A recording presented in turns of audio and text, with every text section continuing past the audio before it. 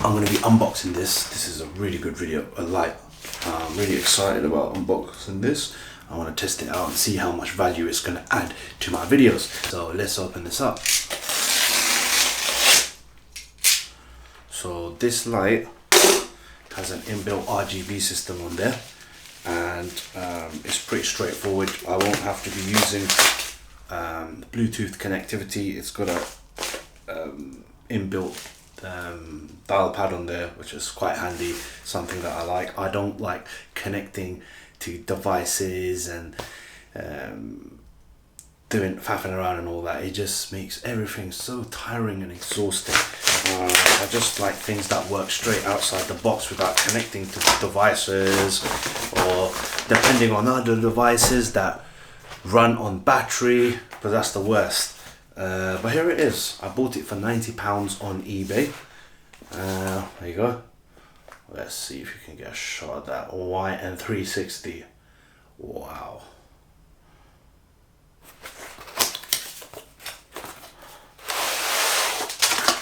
I could literally just take that with me to wherever I'm going. Not that I would use it in a bag. I'll probably put a little strap on there and carry it with me, hang it around my neck or shoulder with a camera or so in this hand. Yeah, I think this would be really handy for people that are run and gunning. And it's really lightweight. I think it weighs about 400 grams. It's got the signature Chinese bag. You can feel it. It doesn't feel premium. You got instructions here. I don't know what that is.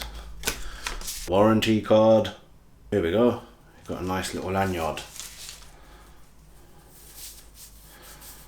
This is probably what I'm gonna find handy.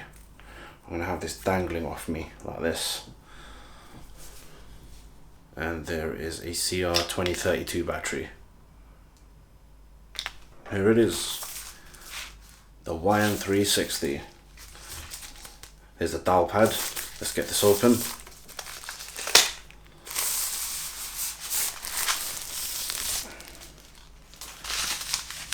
I'll give you a tip, guys. This stuff here is these silica gels. They're really useful. I don't suggest you throw them away. I think the best thing to do is keep them in your camera bag. So it will prevent it from building up moisture, so on the camera, on the lens, on all those expensive bits of tools that you have in your camera suitcase. Yeah, this is a nice light. That's where the lanyard goes. Not sure if you can see it. And then you've got some kind of screw which you can place on top of a tripod or a light stand. And this is the inbuilt adapter that I'm talking about. Yeah, that comes off really easily. Watch this. Actually, but it will come off after time. I'm pretty sure it will. There you go. You'll lose it, and you won't even realize you lost it. Then you'll be trying to retrace back your steps. So that's one thing I really don't like about this. But there is a fix for it. Either you can put a bungee cord on it, or you could blue tack it in. You could even super glue it in if you want. But what I'm gonna do is I'm gonna probably put some self-adhesive double-sided sticky tape on there and stick it on. In this corner here, you'll be able to change the temperature of the YongNuo light that I have here. I'm gonna turn up the warmth. Watch this.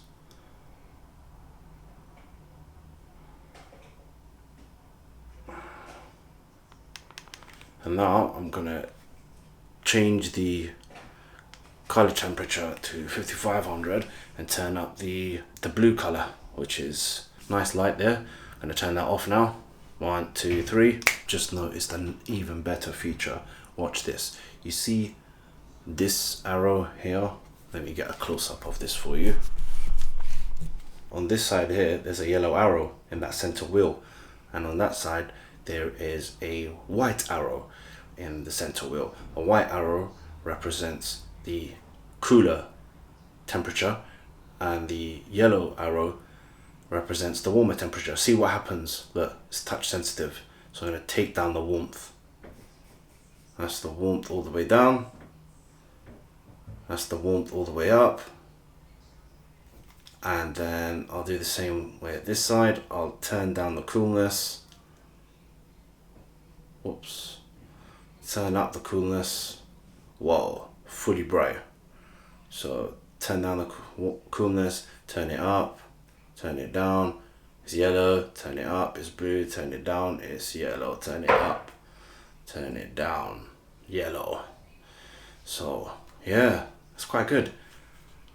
I think this is one remote basically to control a YongNuo LED square panel, and then one of these light sticks as well. So let me put a battery in this, see how it works. So for demonstration purposes, I'm going to turn this light off. So in order to make this work, you're going to have to plug this in so it recognizes. As soon as you've done that, we can put the color up, down, start playing with it.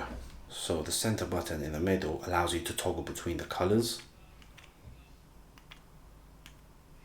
And then if I move my thumb up and down like this, I'm able to also change the colors there. So if I press in the middle and then turn this up and then down, I'm able to just move my standard white balance. So if I take this cover off,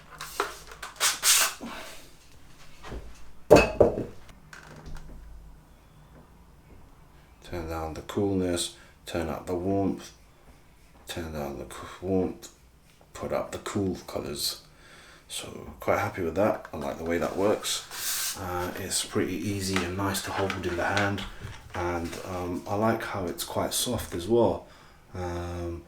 Yeah, it's a really nicely diffused light. It's not too strong. Let me just turn this down a bit. Now I'm trying to balance this light on a flat table surface, but it's not having it, so it's probably gonna have to go on a tripod, a light stand for now. I'll be able to see the monitor here and see what the final output's going to look like, rather than going back and forth. And it's just nice to hold in the hand. It's really nice and soft as well. It's not too strong. This is more of like a beauty light than a key light or anything, but you could use it as that. But yeah, quite happy with this. Look, if I put that on full power, keep it there. Let's put it to the side here. It's quite strong. So yeah, what do you guys think? I'm gonna put this on a tripod and show you how it looks. So this light here is a bit different, isn't it, compared to the YongNuo. Look at that. This is much more nicer and softer on the face, and this is as well, but I feel just an awkward shape, a square. I could use this as a key light, and this could be my fill light. I could control it. It could also work as a little accent light in the background, just to give your background a bit of a pop. Let me tell you that the light also runs on DC. Let me show you, watch this. I'm gonna take the light battery out. So if you haven't got a DC, another option is you could also get a DC to D-tap connector, like so. Connect it into one of these V-Lock batteries, and then you got yourself a nice little portable power pack. So that's something that you might want to know. Anyways guys, please subscribe to my channel. If you haven't, please do. Give it a thumbs up, give it a thumbs down if you didn't like the review, if you felt it was a bit too slow. If you felt this was a really thorough and informative video that's going to help you make a decision on what kind of light to go for, that will be good. Please let me know. And what kind of production are you going to be using it for? Music videos, interviews? Are you going to be using it as accent lights? Be quite expensive to use it as accent lights, because for £90 there's quite a lot you can do with this rather than just using it as an accent light. But what are you going to use it for? Let me know in the comments below. Thanks for watching, guys. Whoa, just before you go, as I was putting this together and editing it, two things came to mind. Well, a third thing has come to mind.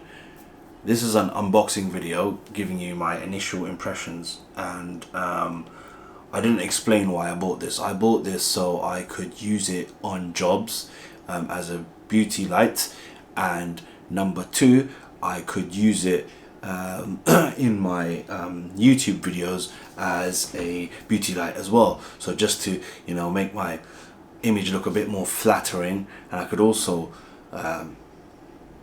use it as accent lights to create a bit of a punch in the video, because I found it a struggle to light up with those YongNuo panels, the square ones, and I felt that I needed a different shape, especially for my product videography, where I'm unboxing things and reviewing them, such as memory card readers, batteries, lenses, cameras, anything that I really like to talk about. I needed a light that could lie on its side on a flat table, and just it's ready for me to go. I don't want to be setting this up on light stands if I want to bang out a quick review and put it onto YouTube.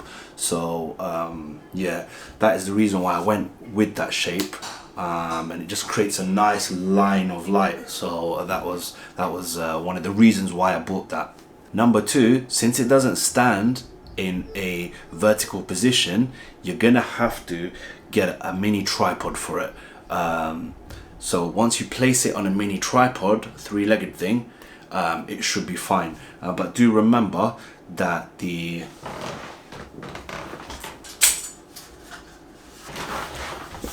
good thing about it is the battery and everything that's bottom that is heavy is all at the bottom, so it's all bottom heavy. So once you place this on a little three-legged tripod, you're not going to have much at the top that's going to, you know, make it sway and fall off, and if it does, you're probably going to break it, because this is not meant for rough use. I would keep this indoors unless you make a lot of money from all your video projects, then you can afford to take this out and use it on location, run and gun, quick, boom, bang it in the bag, take it out. You can afford to be rough with it.